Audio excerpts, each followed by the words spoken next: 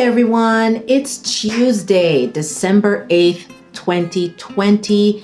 Yes, we made it. Actually, no, we haven't made it. It's still early December. So 2020 is still here with us, but I'm here with you. You are here with me. Welcome back to another beautiful recap. Well, I've got a meeting with the Abbotts and my attorney about my lawsuit in a little while. And she goes, well, I overheard Kyle and Jack talking and they're not budging. And they don't believe that you have a chance in hell in winning. So there you go. And Theo's like, okay, anything else? Tell me what you've heard about their plan of attack. And Sally has nothing more to give him, but she does say, hey, now that I've given you something, quid pro quo, where's my dirt on Summer? Quid pro quo means I give you something, you give me something. Which is what I just did. It wasn't anything I hadn't already assumed. She's like, listen, man, that ain't my problem. You asked me for some dirt. I came and I gave you some dirt. Little sprinklings of dirt. Actually, dust particles. Because Sally, that's not real dirt. And then Sally says to him, You think you know who you're dealing with, but I promise you, you have no idea. After Sally delivers this line so effortlessly, Theo goes, you know what? I believe you. I'm actually not going to test you on that. I tell you what I'm going to do. Instead of giving you some dirt, how about I give you a weapon? Well, I happen to know her Achilles heel, Kyle. Her jealousy, when it comes to him, is her weakness. See? That wasn't so difficult, was it? Oh, goody. Nothing I love more than a bitch that's trying to take another bitch's man. Ooh-wee. I only want to see Sally do two things, which is kill the fashion game and also slay Chelsea in the process. And then I want her to just mess Summer's mind up. And it looks like I'm going to get my wish. It's not even Christmas, guys, and already it's coming true. I have a million ideas, and not just about the fashion line itself, but also how I think we should market JCB under Fenmore's umbrella, and I can't wait to share all my ideas with you. I may have been putting together a little presentation for you. Really? I'm very impressed. If you know anything about corporate America, when you have a new CEO, they're supposed to give you a 30, 60, 90 outlining what they plan to do within the first 3 months of being in your company. This is actually standard procedure.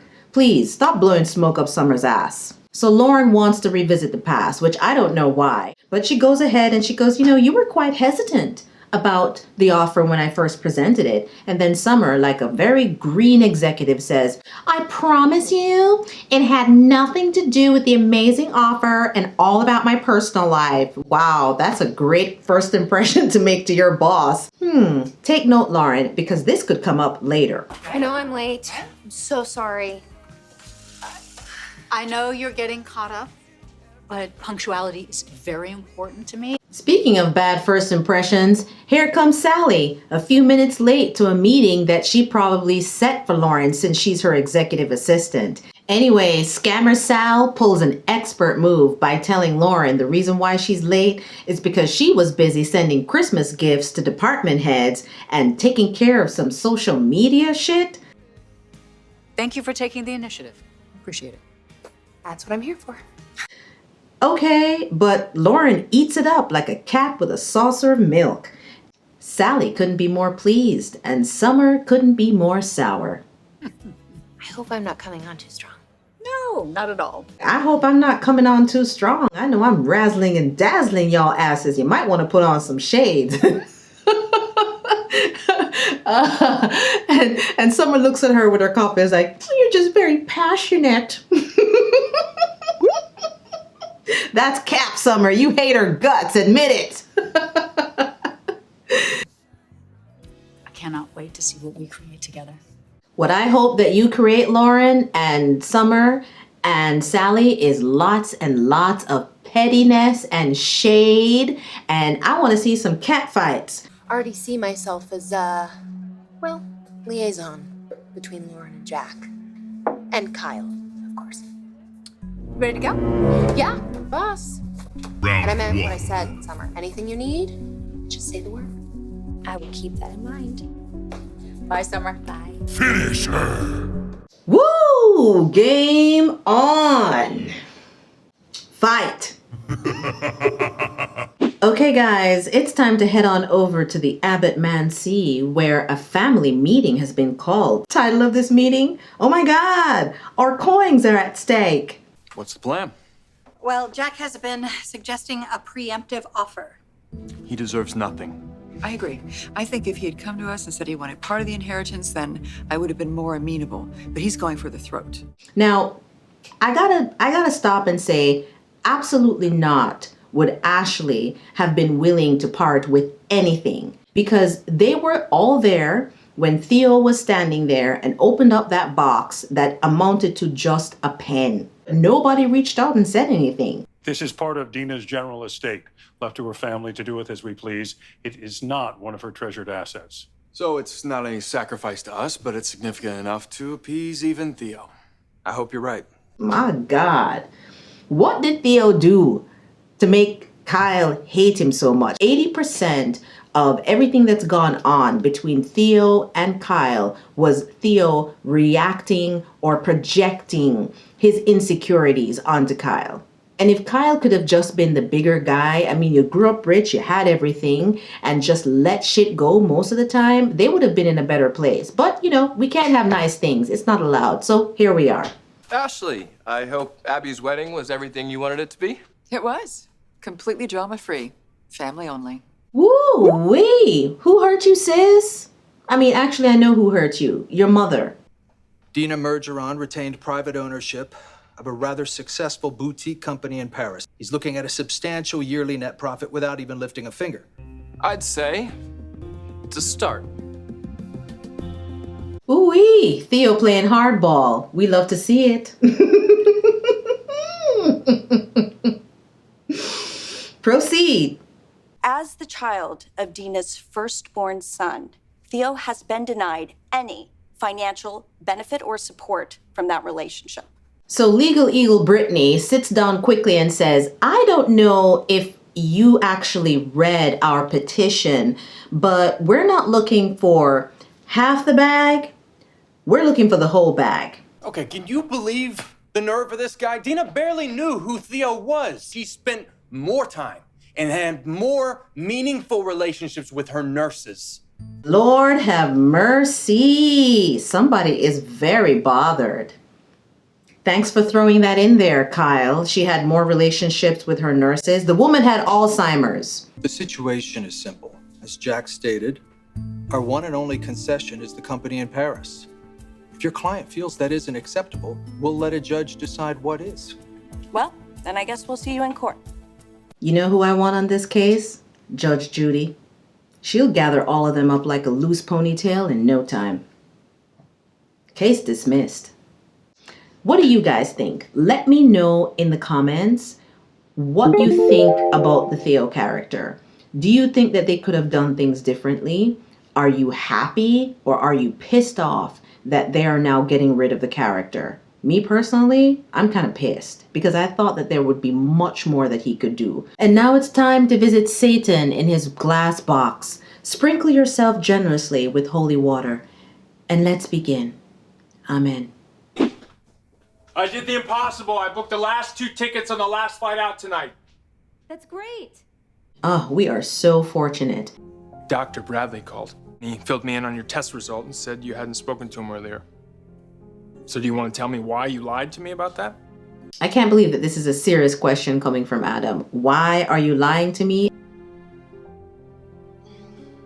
All that matters to me is getting on that plane and out of this town. Adam, I feel fine. But you're really. not fine. Indeed, Chelsea's fashion sense has been fashion roadkill for quite a number of months. Her fashion line, Chelsea 1.0, 2.0, and 10.10 is officially flatlined and should be taken off life support. Clearly she's not fine, and it would be great if you took her not fine ass with you to wherever the hell it is that you're going and never darken our doorways again.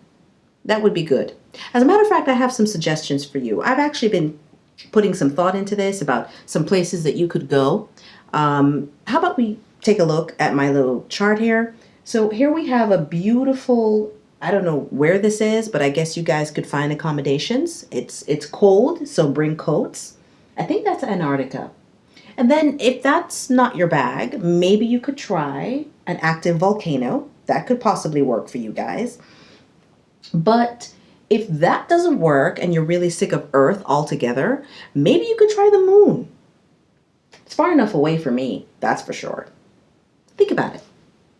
Clearing the air with Chloe is not going to be stressful. It's what I need to do before we leave. I have to go. Okay, well, at least let me drive. Adam, has anyone ever told you that you're a control freak? Never. No. How the tables have turned. Just a couple weeks ago, he had her thrown in a one-window room on a urine-soaked mattress with just a bottle of water that was tainted with drugs. So let's just get through Chelsea and Chloe because it's just the same old hat, okay? I have a cerebral aneurysm. I will take you to your appointments. I'll make sure that you're getting all the care that you need. Please, just let me help you through this. But Chloe is forgetting one important thing. Trash. She doesn't have any trash that's comparable to what Chelsea is getting from Adam. So therefore, the deal is off. So we can move on now.